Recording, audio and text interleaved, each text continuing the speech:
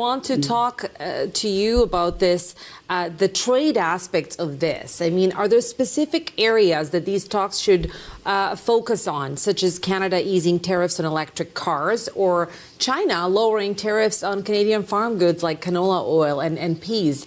What do you think is realistically feasible in terms of the trade deal?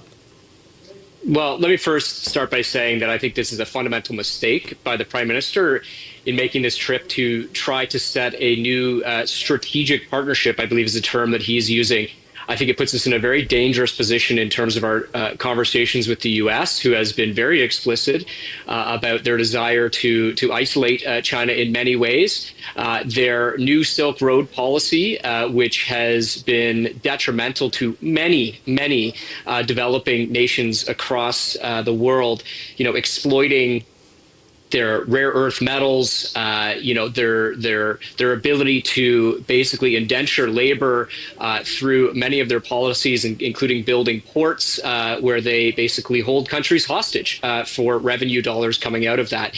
This is highly problematic. I don't think necessarily that the Chinese government, that is an authoritarian government for all intents and purposes, can be trusted in negotiating fair trade deals with Canada.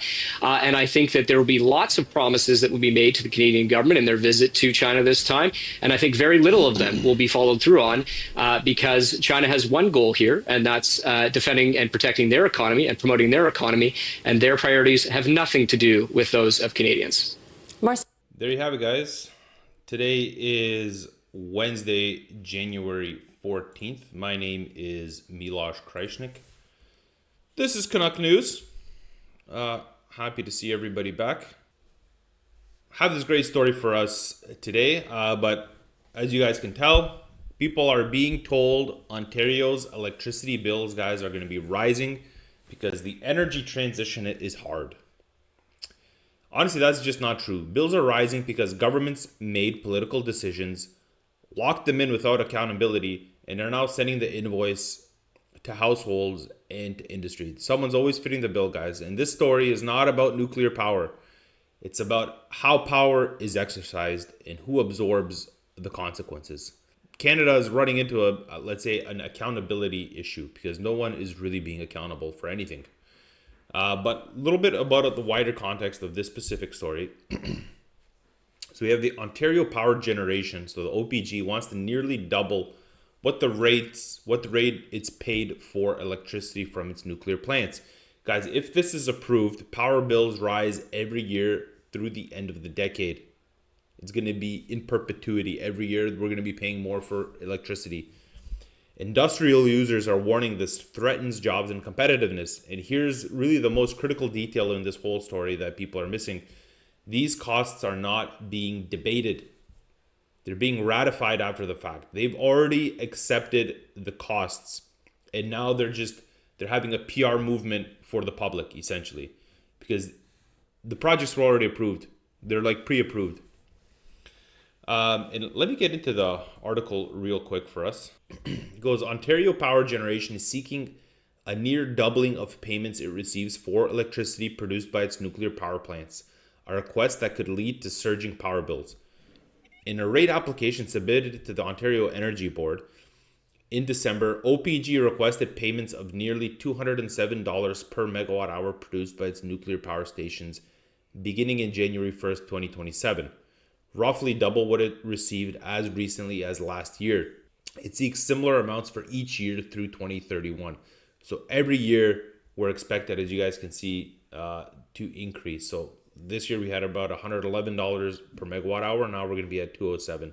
It's an almost double. And it's supposed to basically stable off there. And by 2031, as you can see, go to 220. So we're going to have a bit of more of an increase. OPG spokesperson Neil Kelly said the sought rates would cause a typical residential customer's payments to rise by roughly 2.4% annually in each of the next 5 years. Ontario has generated roughly half of its power in recent years from its Darlington, Pickering, and Bruce nuclear stations. The latter is operated by private power producer Bruce Power and is not part of the OPG's application.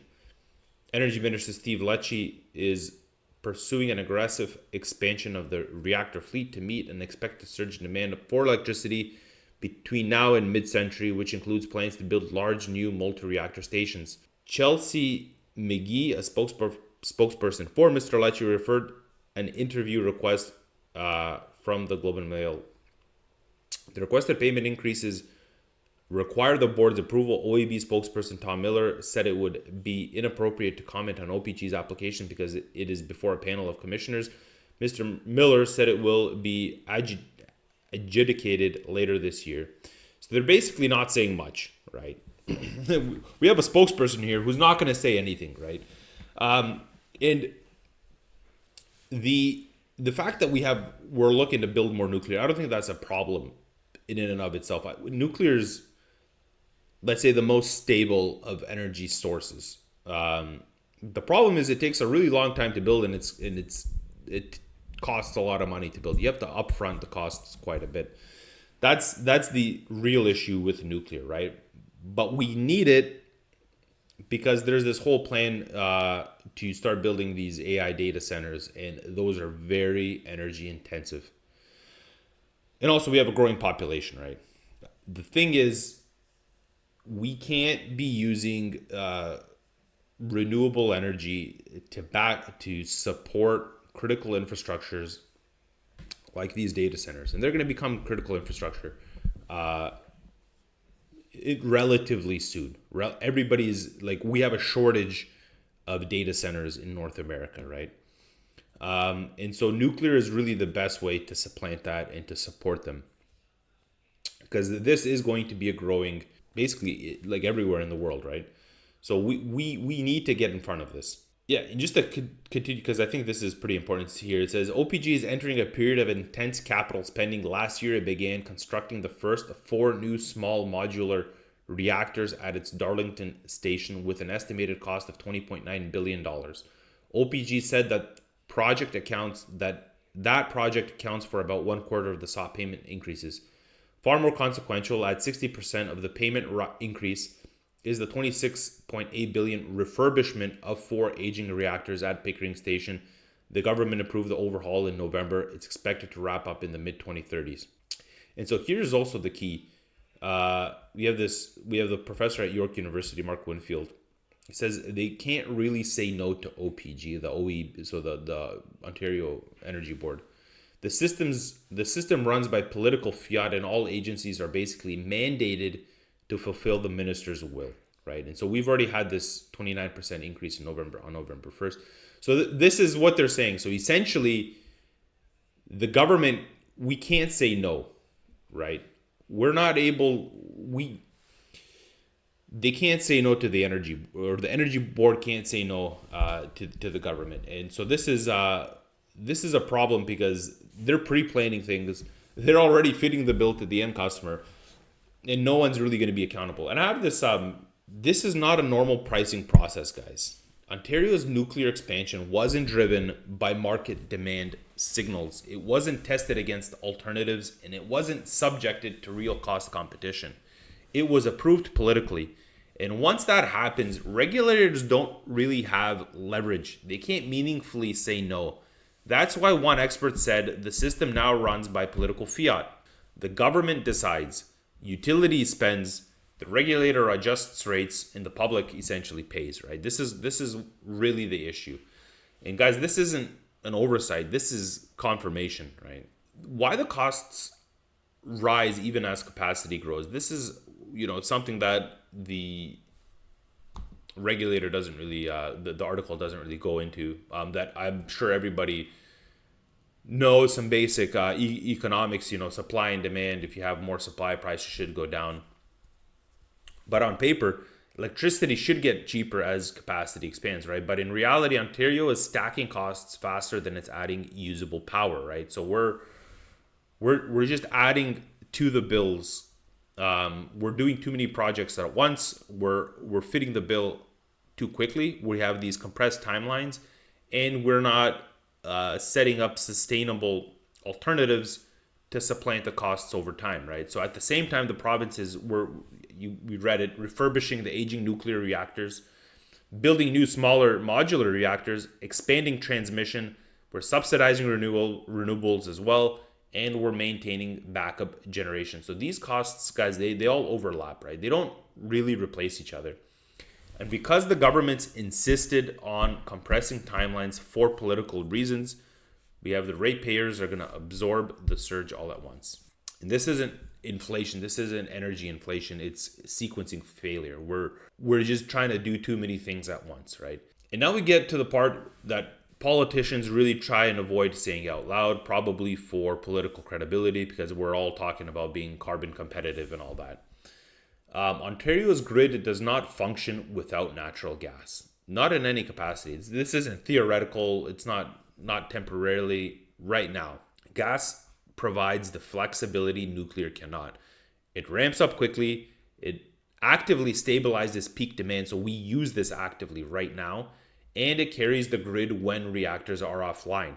We turn them on intermittently. Ontario already relies on gas for roughly 15 to 20% of generation, and far more during stress events like winter peak demands or heat waves and all of that. We turn them on.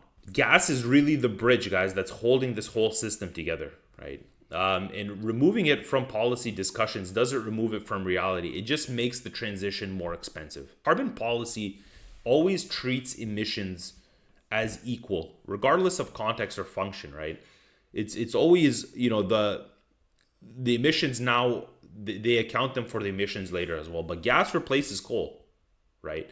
It prevents diesel backup generation. It enables nuclear refurbishments. It avoids blackouts, right?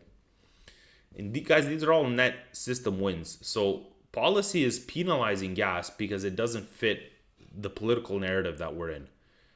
And so instead of managing emissions pragmatically, governments are forcing costs into the system through subsidies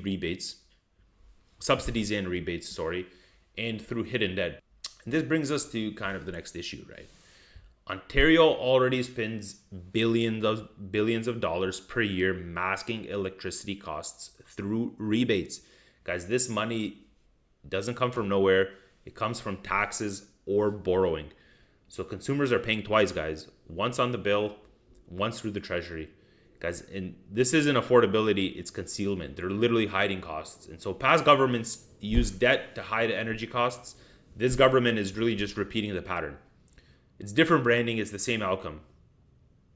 And what this all essentially leads to, as prices are going to go up for the industrial sector, competitiveness is slowly going to collapse, right? For households, this is really just going to mean higher bills every year. For industry, it's worse. Large power users are warning that rate increases over 100% reduce investment and political potential relocation. Energy intensive manufacturing cannot survive on unstable rising power costs, guys. They need to have stable energy so that they can predict their expenses year in and year out. No amount of clean rhetoric offsets that reality. And just my opinion on everything here, we're seeing this serious energy policy doing three things, right? It sequences investment, it prices costs honestly, and it protects competitiveness. Ontario is doing none of the three, right? Nuclear is necessary, gas is unavoidable, and subsidies are unsustainable, guys. And pretending otherwise doesn't make this transition any cleaner. It just makes it poorer. To tie it all off, guys, this is not a failure of technology. It's a failure of governance. Ontario chose political speed over economic discipline. It chose optics over sequencing, and it chose to hide costs instead of debating them. Grids don't care about press releases. They care about physics. Until energy policy is built around the reality instead of ideology, Ontarians will keep paying more for power that was promised to be cheaper. And guys, this is the nuclear story that governments don't want discussed. Thank you for watching this episode today. Please like, share, and subscribe. Please leave your thoughts in the comments section below. Stay informed, stay curious, and God bless Canada. This is Canada. Maple syrup and La Cabotay. Kick your ass all hockey season. Now teach me riding.